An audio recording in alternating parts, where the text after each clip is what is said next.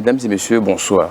Du 11 au 24 novembre 2024, Bakou, la capitale de l'Azerbaïdjan, a accueilli les travaux de la 29e conférence des parties sur les changements climatiques, plus connue sous l'acronyme COP29. Le Togo, notre pays étant signataire de la Convention cadre des Nations Unies sur les changements climatiques, a donc participé aux travaux de cette 29e conférence à Bakou, dans la capitale de l'Azerbaïdjan. Dans cette émission sur les changements climatiques, nous recevons pour vous Madame Riaou. Ensemble avec elle, nous repasserons en revue l'ensemble des travaux et particulièrement la participation du Togo qui était conduite par le ministre togolais de l'Environnement et des Ressources forestières, Katari Folibazi, au devant de qui se trouvait le chef de l'État togolais, Faure Eswazimna Gnassingbé. Madame la directrice, bonsoir et merci d'accepter notre invitation. Bonsoir, je vous en prie. Alors, pour aller, la première question est de savoir que peut-on retenir de cette 29e conférence des parties sur ce qui s'est déroulé à Bakou, en Azerbaïdjan. Merci pour la question et surtout pour l'émission. Merci de nous avoir associés et pour l'opportunité que vous nous donnez de partager les informations. Effectivement, vous venez de les rappeler, la COP29, la 29e conférence des parties à la Convention cadre des Nations Unies sur les changements climatiques, s'est tenue du 11 au 22 officiellement, mais étendue sur jusqu'au 23 à Bakou, en Azerbaïdjan. Et au cours de cette COP, beaucoup de questions ont été discutées et comme point à l'agenda. Et à la fin, bon, il faut retenir globalement qu'un certain nombre de décisions et de conclusions ont été adoptées, quand bien même ces points ne font pas l'unanimité, parce que les négociations ont dû se prolonger de 2 jours à cause des points de désaccord. Mais toutefois, il y a des projets de textes qui ont été adoptés en fin de compte. Et ces projets de textes portent sur, entre autres, l'établissement de nouveaux objectifs quantifiés et sur les financements de l'adaptation et l'harmonisation des procédures sur l'approche de coopération au titre de l'article 6.2 de l'accord de Paris, sur les mécanismes carbone et également l'augmentation ou le renforcement de l'ambition en termes de financement de l'adaptation et les procédures sur les arrangements institutionnels sur la gestion de fonds sur les pertes et préjudices, entre autres.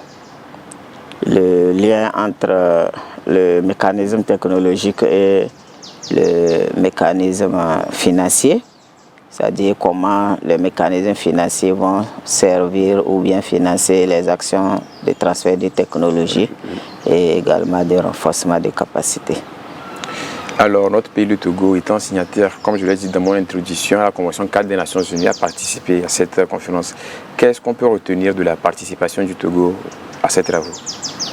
Ok, et je pense que par rapport à la participation du Togo, vous l'avez dit, la délégation togolaise a été conduite par les plus hautes autorités, son Excellence M. Faure Eswazimna Gnassingbé et d'autres ministres qui étaient présents, en plus de la délégation technique. Donc avant d'aller à la COP, il y a eu une préparation au niveau national qui a consisté à l'organisation des rencontres entre les acteurs sectoriels et également du secteur privé pour identifier et préparer, réunir les priorités nationales. Donc ces priorités nationales tournent autour des priorités de la feuille de route et d'autres priorités sectorielles.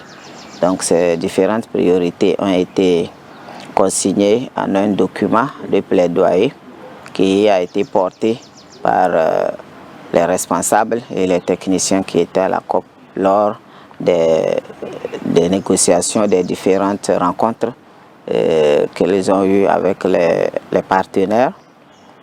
Et ensuite, il y a eu une réunion préparatoire qui a encore réuni un grand nombre d'acteurs à l'hôtel de février pour partager les informations sur l'organisation, la participation, les mesures d'accréditation et de logement. Bref, tout ce qu'il y a comme information utile pour les acteurs, pour leur participation, leur active participation. Donc ensuite, une fois sur place, les officiels ont participé au segment de haut niveau où vous avez suivi tous. Son Excellence a participé au sommet de haut niveau, a délivré une déclaration au nom du pays en tant que parti et surtout un message fort qui relève les efforts et les progrès que le pays a accomplis en matière d'action climatique et vraiment attire l'attention des partenaires du Nord sur la nécessité de soutenir les efforts des pays en développement dans leur lutte quotidienne contre les impacts négatifs des changements climatiques. Ensuite, il a pris part à d'autres rencontres de haut niveau organisées par la présidence de la présidence de la COP 29 sur les actions d'adaptation, le financement de l'adaptation, l'atténuation, la transition énergétique, et a rencontré également des partenaires de haut niveau. Il a échangé sur les modalités de partenariat et d'appui du Togo. Il y a eu un segment ministériel aussi auquel les ministres de l'Environnement et les autres ont aussi pris part et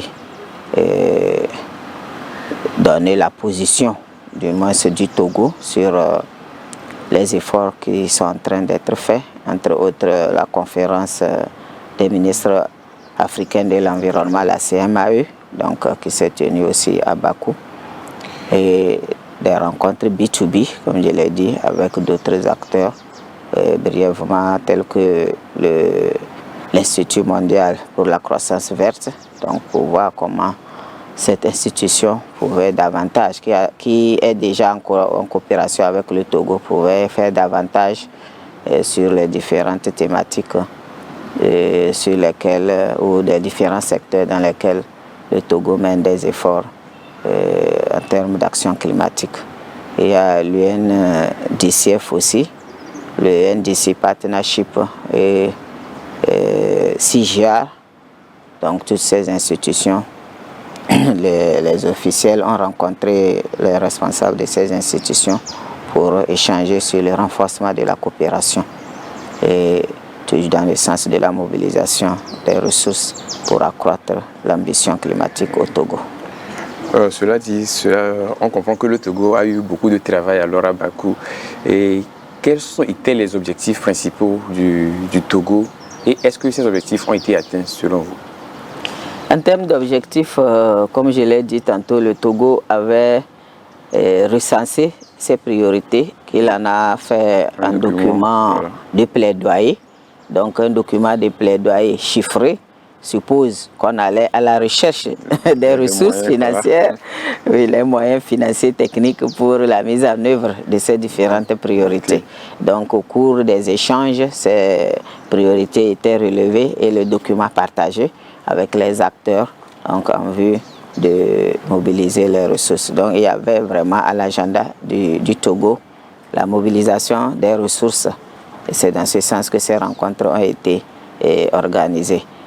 D'autre part, il y avait également des présentations aussi qui sont préparées sur les bonnes pratiques issues de la mise en œuvre des projets, initiatives en matière d'action climatique, donc qui ont été aussi répertoriés et présentés au niveau du pavillon. Je rappelle au passage que le Togo avait un pavillon, mais le drapeau togolais, donc sur lequel il a présenté ses différentes initiatives pendant les 2 semaines. Donc tous les jours, il y avait environ 3 à 4 présentations, 2 dans la matinée, 2 dans l'après-midi, où on partageait ses expériences avec les acteurs des autres pays, les partis des autres pays. On a eu à les présenter aussi dans d'autres pavillons, tels que le pavillon de la francophonie, l'Union européenne et puis d'autres pavillons où on a été sollicité, au pavillon l'UNICEF et du NDC Partnership également. On a partagé les expériences sur l'action climatique. Et donc cette manière de le faire, et surtout avec l'aménagement du pavillon, a permis d'accroître la visibilité du pays parce que on va en quelque sorte vendre nos actions et les bonnes pratiques. Les gens en passant, ils voient le Togo, on reconnaît le drapeau du Togo, les Togolais sont ici. On a exposé également les documents, et ils viennent visiter, ils fouillent ce qui est emporté, ils emportent. Il y avait quelques gadgets aussi, les bics, les sacs imprimés à l'effigie du Togo et avec les armoiries du Togo, donc des petits gadgets de souvenirs qu'on partageait. Et les gens se demandaient qu'est-ce que vous faites. Donc quand ils approchent, on leur expliquait les différentes initiatives qui ont été menées, les bonnes pratiques. Beaucoup ont apprécié et comptent répliquer ces bonnes pratiques aussi dans leur pays. Donc disons que c'est les deux principaux axes, et avec le soutien donc, des organisations de la société civile aussi qui ont vraiment animé. Et au passage, on a eu à organiser une journée Togo, où au-delà des présentations, nous avons présenté aussi les cultures. La culture, on a fait quelques danses de terroir avec les mets, présenter les mets du Togo. Les gens ont apprécié, sont venus goûter, déguster, apprécier vraiment. Oui, en quelque sorte une mini-foire.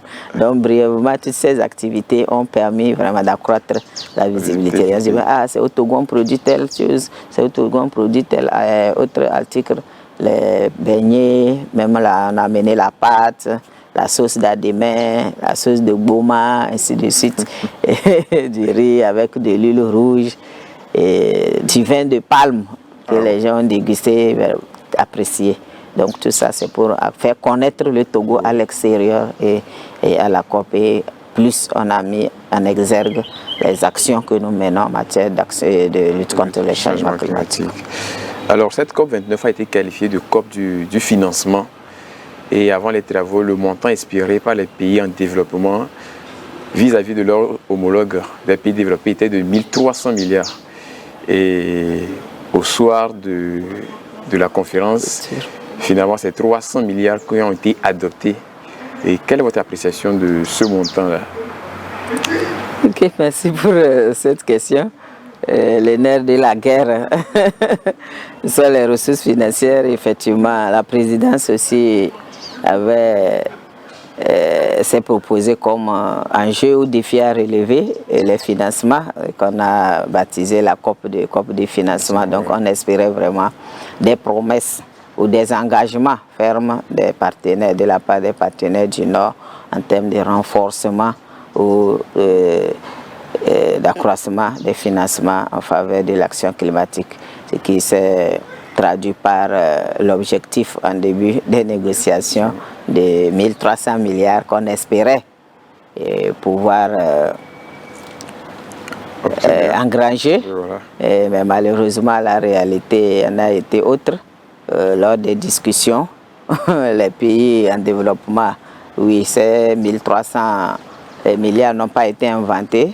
Ce sont les besoins des différents pays, les besoins de financement des CDN et d'autres stratégies et plans d'action en matière de lutte contre le changement climatique, comme les plans nationaux d'adaptation, les stratégies de développement sobre en carbone et tout ce qui se mène, et plus les besoins de transfert de technologies, renforcement des capacités. Ce sont les financements de ces initiatives qui ont été chiffrées à 1300 et qui étaient réclamées pour pouvoir satisfaire tous les pays en développement et les aider à renforcer la résilience et contribuer aussi à l'atténuation. Mais malheureusement, dans les discussions, les partenaires du Nord ont trouvé que le montant était trop élevé, insupportable, étant donné qu'également ils étaient confrontés aux impacts justement de ces changements climatiques et à d'autres paramètres, d'autres facteurs, d'autres défis à relever, tels que le chômage, l'immigration, ainsi de suite.